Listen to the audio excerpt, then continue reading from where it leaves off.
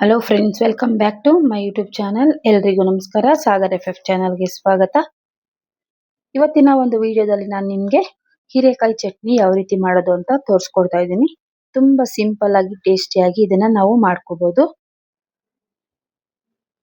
ಹಾಗಾದ್ರೆ ಬನ್ನಿ, time waste ಮಾಡದೆ ಯಾವ ರೀತಿ ಮಾಡ್ತಾರೆ, ಏನೇನೆಲ್ಲ ಹಾಕ್ತಾರೆ ಅಂತ ನೋಡೋಣ. ನಾನಿಲ್ಲಿ ಹೀರೆಕಾಯಿ ಚಟ್ನಿ ಮಾಡೋದಕ್ಕೆ ಹೀರೆಕಾಯಿನ ಕಟ್ ಮಾಡಿ ಇಟ್ಕೊಂಡಿದ್ದೀನಿ. ಮತ್ತೆ ಕಡಲೆಬೇಳೆ ತಗೊಂಡಿದ್ದೀನಿ, 1 ಟೇಬಲ್ ಸ್ಪೂನ್ ಅಷ್ಟು, ಉದ್ದಿನ ಬೇಳೆ, ಜೀರಿಗೆ 1 ಸ್ಪೂನು, ಸಾಸಿವೆ, ಅರಿಶಿನ ಪುಡಿ, ಬೆಳ್ಳುಳ್ಳಿ, ಕೊತ್ತಂಬರಿ ಸೊಪ್ಪು, ಕರಿಬೇವು, ಮತ್ತೆ ಎಣ್ಣೆ, ಉಪ್ಪು, ಖಾರಕ್ಕೆ ನಾನಿಲ್ಲಿ ಒಂದು 7 ಮೆಣಸಿನಕಾಯಿನ ತಗೊಂಡಿದ್ದೀನಿ. ನೀವು ಈಗ ಬನ್ನಿ ನೋಡಿ, ಸ್ಟವ್ ಮೇಲೆ ಒಂದು ಪ್ಯಾನ್ ಅನ್ನ ಇಟ್ಕೊಂಡಿದ್ದೀನಿ. ಇದಕ್ಕೆ 1 ಟೇಬಲ್ ಸ್ಪೂನ್ ಅಷ್ಟು ಎಣ್ಣೆಯನ್ನು ಹಾಕೊಳ್ತಾ ಇದ್ದೀನಿ. ಅದಕ್ಕೆ ನೋಡಿ 1 ಟೇಬಲ್ ಸ್ಪೂನ್ ಅಷ್ಟು ಕಡಲೆಬೇಳೆ, 1 ಟೇಬಲ್ ಸ್ಪೂನ್ ಅಷ್ಟು ಉದ್ದಿನ ಬೇಳೆ, ಮತ್ತೆ ಸ್ವಲ್ಪ ಜೀರಿಗೆಯನ್ನು ಹಾಕಿ ನಾವು ಇದನ್ನ ಚೆನ್ನಾಗಿ ಫ್ರೈ ಮಾಡ್ಕೋಬೇಕು.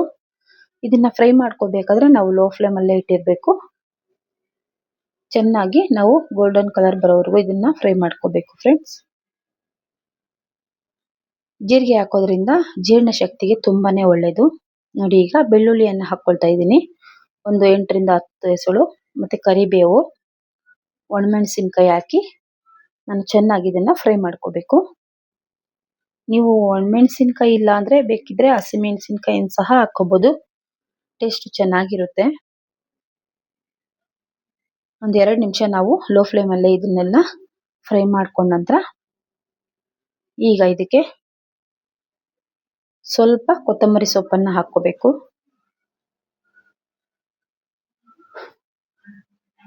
ಕೊತ್ತಂಬರಿ ಸೊಪ್ಪು ಹಾಕಿದ ನಂತರ ನಾವು ಇದನ್ನ ಒಂದು 2 ನಿಮಿಷ ಫ್ರೈ ಮಾಡ್ಕೊಳ್ಳೋಣ.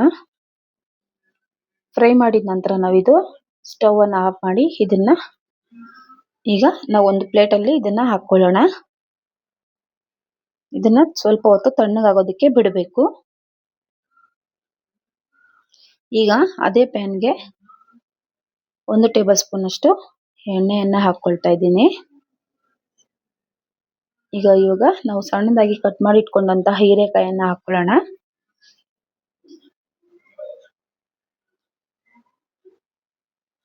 ಹೀರೆಕಾಯಿ ಹಾಕಿದ ನಂತರ ನಾವು ಇದನ್ನ ಫ್ರೈ ಮಾಡ್ಕೋಬೇಕು ಚೆನ್ನಾಗಿ.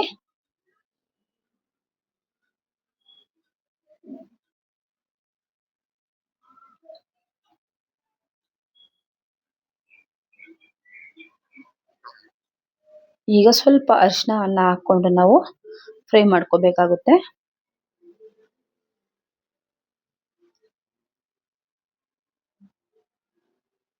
ನೋಡಿ, ಅರಿಶಿನ ಹಾಕಿದ ನಂತರ ಫ್ರೈ ಮಾಡ್ಕೊಳ್ಳೋಣ. ಹೀರೆಕಾಯಿ ಸಾಫ್ಟ್ ಆಗೋವರೆಗೂ ನಾವು ಫ್ರೈ ಮಾಡ್ಕೋಬೇಕು, ಅಂದ್ರೆ ಎಣ್ಣೆ ಎಲ್ಲ ಬಿಟ್ಕೋಬೇಕು, ಅಲ್ಲಿವರೆಗೂ ನಾವು ಫ್ರೈ ಮಾಡ್ಕೋಬೇಕು. ಅದಕ್ಕೆ ಸ್ವಲ್ಪ ನೀರನ್ನ ಹಾಕೊಂಡು ಫ್ರೈ ಮಾಡ್ಕೋಬೇಕಾಗುತ್ತೆ.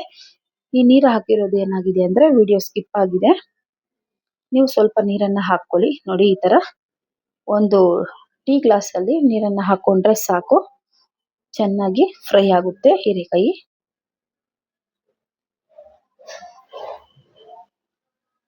ನೋಡಿ ಈ ರೀತಿ ಫ್ರೈ ಮಾಡಿ ಇಟ್ಕೊಂಡಿದ್ದೀನಿ. ನೋಡಿ, ಎಲ್ಲ ಚೆನ್ನಾಗಿ ಫ್ರೈ ಆಗಿದೆ ಹೀರೆಕಾಯಿ ಎಲ್ಲ.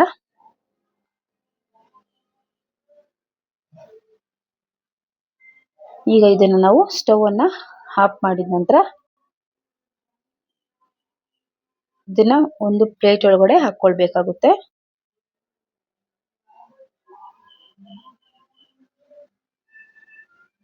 ನೀವು ಪ್ಲೇಟ್ ಅಲ್ಲಿ ಹಾಕಿದ ನಂತರ ಬಿಸಿ ಬಿಸಿ ಇರುತ್ತಲ್ವಾ, ಪೂರ್ತಿಯಾಗಿ ತಣ್ಣಗಾಗೋದಕ್ಕೆ ಬಿಡಬೇಕು. ಯಾವುದೇ ಕಾರಣಕ್ಕೂ ಬಿಸಿಯಾಗಿ ಹಾಕೋದಕ್ಕೆ ಹೋಗ್ಬೇಡಿ ಮಿಕ್ಸಿಗೆ. ಈಗ ನೋಡಿ, ಮಿಕ್ಸಿ ಜಾರಿಗೆ ನಾನು ಮೊದಲೇ ಫ್ರೈ ಮಾಡಿ ಇಟ್ಕೊಂಡಂತಹ ಮಸಾಲೆಯನ್ನ ಹಾಕೊಳ್ತಾ ಇದ್ದೀನಿ. ಮತ್ತೆ ಬೇಯಿಸಿಟ್ಕೊಂಡಂತ ಫ್ರೈ ಮಾಡ್ಕೊಂಡಂತಹ ಹೀರೆಕಾಯಿಯನ್ನ ಹಾಕೊಳ್ತಾ ಇದ್ದೀನಿ.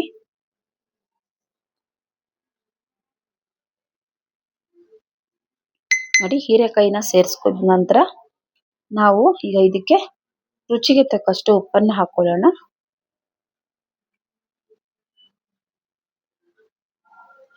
ಈಗ ಸ್ವಲ್ಪ ಹುಣಸೆ ಹಣ್ಣನ್ನ ಸೇರಿಸ್ಕೊಳ್ಳೋಣ ಫ್ರೆಂಡ್ಸ್. ನೀವು ಬೇಕಿದ್ರೆ ಒಂದು ಸ್ವಲ್ಪ ಹಿಂಗನ್ನ ಸೇರಿಸ್ಕೋಬಹುದು. ನೋಡಿ, ಮುಚ್ಚಳ ಮುಚ್ಚಿ ಈಗ ನಾವು ಇದನ್ನ ನುಣ್ಣಗೆ ರುಬ್ಕೋಬೇಕು ಫ್ರೆಂಡ್ಸ್. ನಾನು ನೋಡಿ ಈ ರೀತಿ ನುಣ್ಣಗೆ ರುಬ್ಕೊಂಡಿದ್ದೀನಿ. ನೋಡಿ ಎಷ್ಟು ಚೆನ್ನಾಗಿ ಆಗಿದೆ ಅಂತ. ಈಗ ಇದಕ್ಕೆ ನಾವು ಒಗ್ಗರಣೆಯನ್ನ ಹಾಕೊಳ್ಳೋಣ. ಒಗ್ಗರಣೆ ಹಾಕೋದಕ್ಕಿಂತ ಮುಂಚೆ ಇದನ್ನ ನಾವು ಒಂದು ಸಪರೇಟ್ ಬೌಲ್ ಅಲ್ಲಿ ಇಟ್ಕೋಬೇಕು.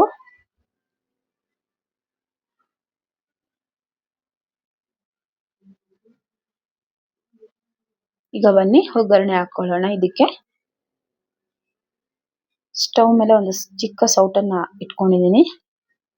ಅದಕ್ಕೆ 2 ಟೇಬಲ್ ಸ್ಪೂನ್ ಅಷ್ಟು ಎಣ್ಣೆಯನ್ನು ಹಾಕೊಳ್ತಾ ಇದ್ದೀನಿ.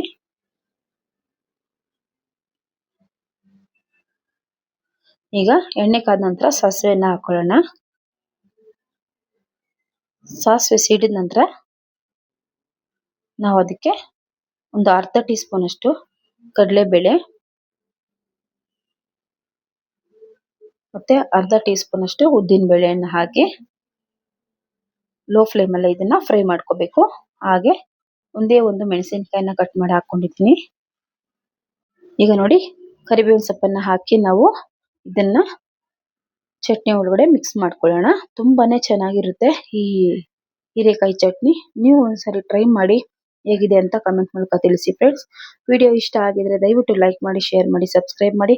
ಹಾಗೆ ಯಾರ್ಯಾರೆಲ್ಲ ನನ್ನ ಚಾನಲ್ ಅನ್ನ ಸಬ್ಸ್ಕ್ರೈಬ್ ಮಾಡದೆ ನೋಡ್ತಾ ಇದ್ದೀರೋ ದಯವಿಟ್ಟು ಈಗಲೇ ಸಬ್ಸ್ಕ್ರೈಬ್ ಮಾಡ್ಕೊಳ್ಳಿ. ಇವತ್ತಿಗೆ ಈ ವಿಡಿಯೋನ ಇಲ್ಲಿಗೆ ಎಂಡ್ ಮಾಡ್ತಾ ಇದ್ದೀನಿ ಫ್ರೆಂಡ್ಸ್. Thank you.